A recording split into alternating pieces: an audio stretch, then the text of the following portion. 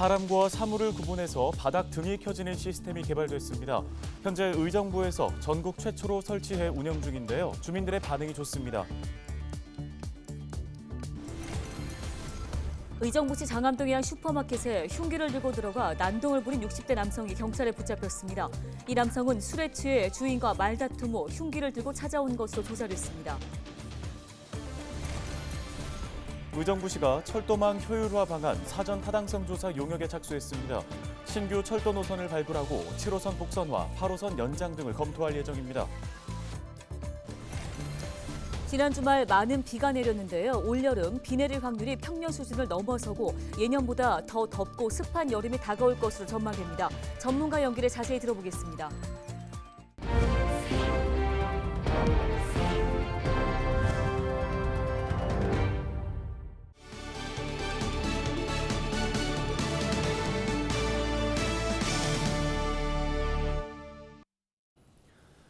시청자 여러분 안녕하십니까? 헬로티비 뉴스입니다.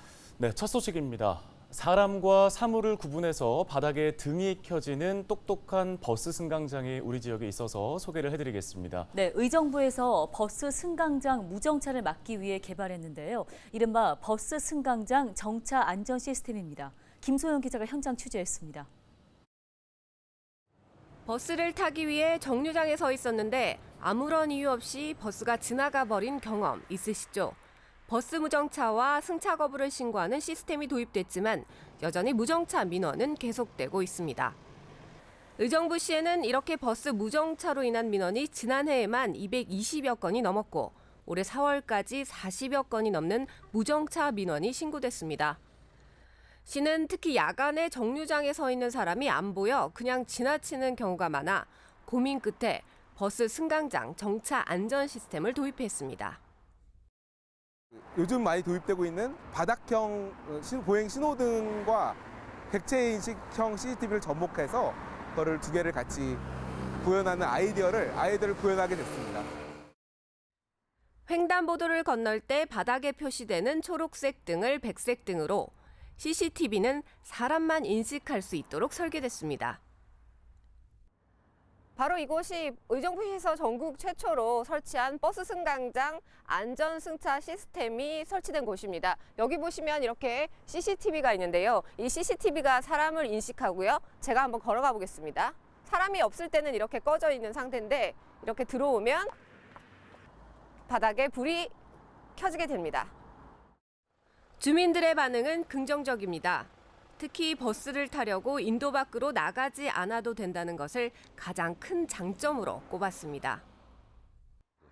여기가 껌껌하다 보니까 버스도 그냥 지나치는 경우도 많고 해서 좀 불편한 점이 많았거든요. 근데 이제 저게 생기고 나서는 뭐 밖에 뭐 차 도로까지 나가서 버스 잡을 일도 없고 버스 세운다고 앞으로 나서면은 안전 위험이 좀 되는 경우가 있었는데 바닥에 불빛이 들어옴으로써 밖으로 나가지 않아도 되는 부분에서 안전 측면에서 가장 좋은 것 같습니다. 의정부시는 현재 곤제역과 송산주공 4단지 두 곳에 설치된 버스 승강장 안전 시스템을 시민 만족도 조사 등을 통해 확대해 나가겠다는 계획입니다. 헬로티비 뉴스 김소영입니다. 다음 소식입니다. 의정부시 장암동의 한 슈퍼마켓에 흉기를 들고 들어가 난동을 부린 60대 남성이 경찰에 붙잡혔습니다. 의정부 경찰서는 지난 7일 특수 협박 혐의로 60대 남성 A씨를 붙잡아 조사 중이라고 밝혔습니다. A씨는 지난 6일 오후 8시쯤 술에 취한 A씨가 슈퍼마켓 앞에서 소란을 피우자 여성 주인이 A씨의 행동을 지적했고 이후 A씨가 흉기를 들고 슈퍼마켓을 다시 찾아온 것으로 파악됐는데요. 두 사람은 평소에 알던 사이인 것으로 전해졌습니다. 경찰은 A씨에 대한 구속영장 신청을 검토하고 있습니다. 의정부시가 철도망 효율화 방안 사전 타당성 조사 용역에 착수했습니다. 의정부시는 이번 용역을 통해 신규 철도 노선을 발굴하는 한편 기존 철도의 효율화 방안을 모색할 방침인데요. 주요 내용을 살펴보면 8호선 의정부 연장과 GTX C노선 연장, 경전철 순환선에 대한 사전 타당성 조사를 진행합니다. 특히 현재 건설 중인 7호선 도봉산에서 옥정 구간의 단선 운행 문제점과 이에 따른 복선화 방안 검토도 이번 용역에 담길 예정인데요. 시는 용역 결과를 토대로 제5차 국가철도망 구축 계획에 신규 노선이 반영될 수 있도록 한다는 방침입니다. 용역은 오는 2024년 9월까지 진행됩니다.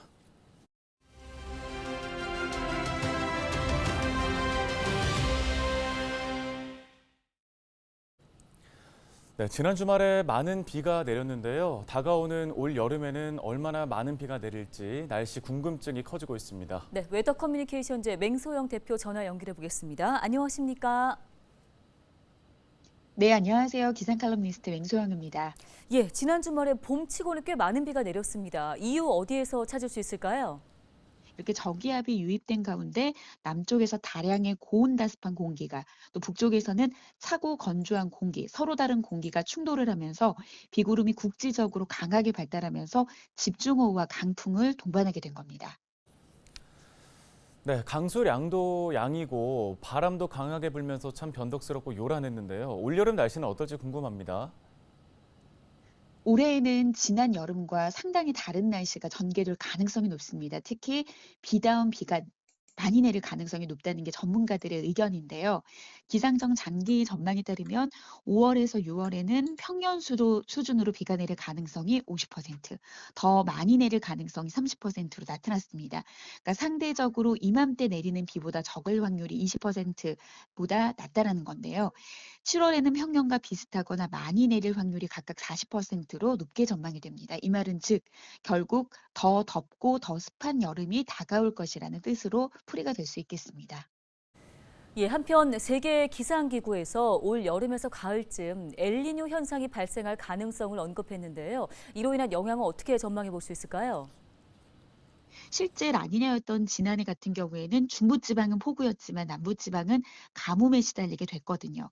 그런데 이제 올해 같은 경우에는 엘니뇨의 영향으로 우리나라 남부지방에 영향을 주면서 강수량이 많이 늘어날 겁니다. 그리고 중부지방은 오히려 강수량이 좀 감소를 하고요. 그런데 태평양을 중심으로 해수면 온도가 올라가면서 비구름이 많이 발달시킬 수 있는 그런 대류 현상이 활발해지면은 아무래도 우리나라 쪽으로 많은 수증기량이 유입이 되기 때문에 남부지방의 강수량이 많이 발달할 수 있습니다. 이런 어떤 전 지구적인 날씨의 기후나 기상 상황을 좀 미리미리 살펴본다면 올 여름 결코 비에 대해서 자유롭지 않을 수 있기 때문에 이런 뭐 홍수라든지 집중호우에 대한 대비가 좀 필요해 보입니다. 네, 오늘 말씀은 여기까지 듣겠습니다. 웨더 커뮤니케이션즈 맹소영 대표였습니다.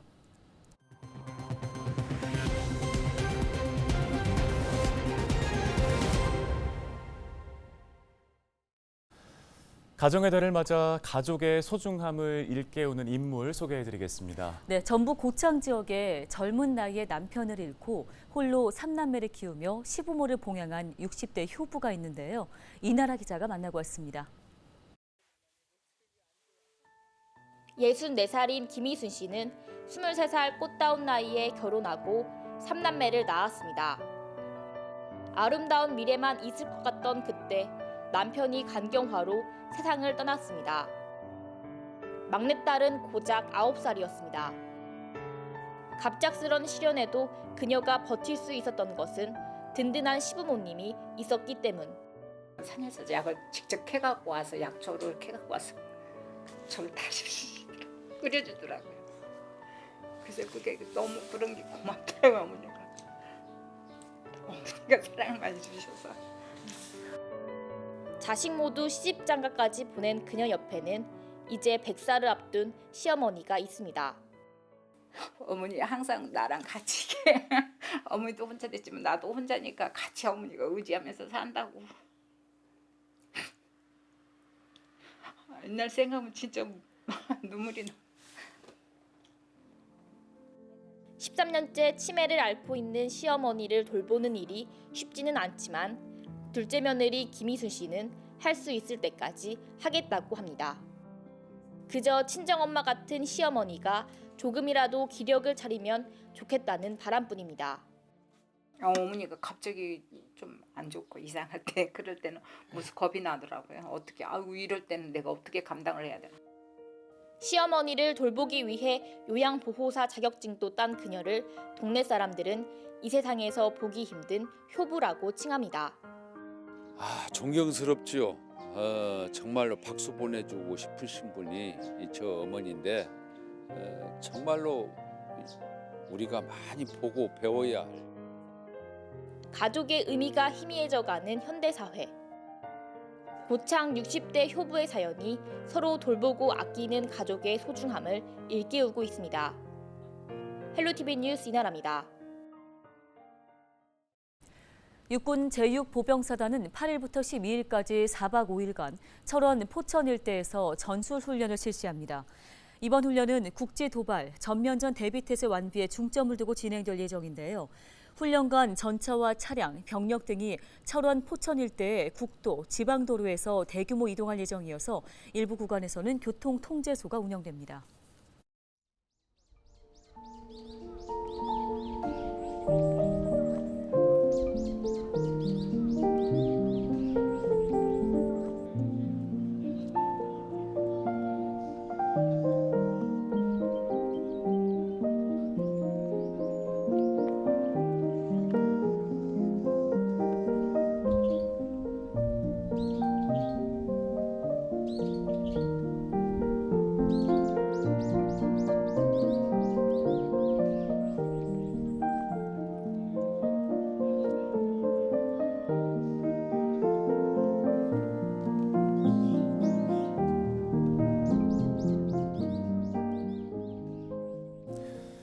오늘 저희가 준비한 소식은 여기까지입니다. 네, 시청해주신 여러분 고맙습니다.